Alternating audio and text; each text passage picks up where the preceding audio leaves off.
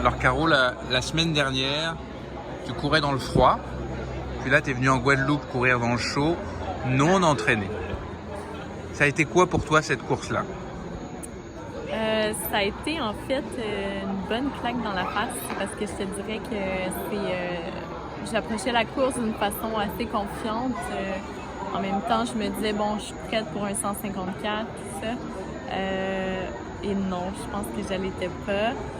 Malgré tout, j'ai décidé d'aller au bout de cette grande course-là, mais ça m'a pris vraiment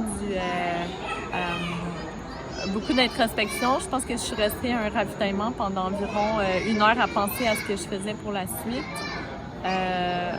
J'avais peur de rentrer dans la deuxième nuit, puis j'avais pris du retard.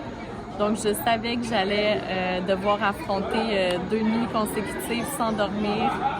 J'avais jamais vécu ça comme ça, donc ça a été un énorme défi. Ouais. Et tu nous parlais tout à l'heure de ton émotion qui a été à fleur de peau. Tu as beaucoup pleuré. Ouais. Pourquoi t'as pas abandonné? Pourquoi ne pas lâcher à un moment donné en sachant que c'était pas la course de ta vie non plus? Ben, en fait, j'ai réalisé un ravitaillement, celui du départ du 80, que l'année dernière, j'étais au même endroit. Puis le 80, pour moi, représentait quelque chose d'insurmontable. Et quand je me suis lancée sur le 154, je me suis dit, OK, ben j'étais à la moitié. Je suis pas venue ici que pour lâcher à la moitié. Puis aussi les organisateurs que je trouve vraiment des gens honnêtes et Généreux. Très généreux par rapport à leur course. Ça me faisait quelque chose de ne pas leur rendre, au moins de me rendre jusqu'au bout. Puis, ouais, dans les montées, dans les descentes boueuses, j'ai eu beaucoup de moments où je criais, puis j'étais vraiment en introspection parce qu'il n'y avait personne autour de moi. Fait que des grands moments de doute, ouais, dans la forêt. Et là, la satisfaction est là à l'arrivée. 41 heures et quelques de course.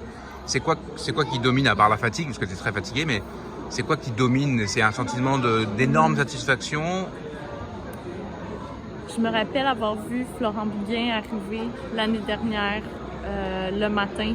Je me disais, c'est des combattants, ces gens-là qui partent ensemble.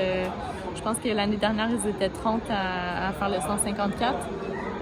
Quand j'ai vu Florent revenir, il revenait à pied jusqu'à la demeure. Il prenait même pas d'automobile pour se rendre. Il a marché jusqu'à la maison. Puis je me suis dit, waouh, ça c'est quelqu'un qui m'inspire beaucoup. Puis pendant la course, j'ai pensé à lui. Et ben maintenant, c'est juste de la gratitude face aux gens qui m'ont inspiré à courir. Tu sais, il y a Mathieu, c'est son 1000 ici. Mathieu Blanchard, oui. Ouais. Puis je veux dire, il m'a transmis un peu de la beauté de la place, comment c'est beau, mais aussi inspirant d'être ici. Donc, je suis, ouais, je suis vraiment charmée par tout ce qui est autour de moi en ce moment. Donc, encore une grosse expérience, une nouvelle expérience finalement. Oui, c'est 42 heures de course qui changent quelqu'un. Oui, définitivement.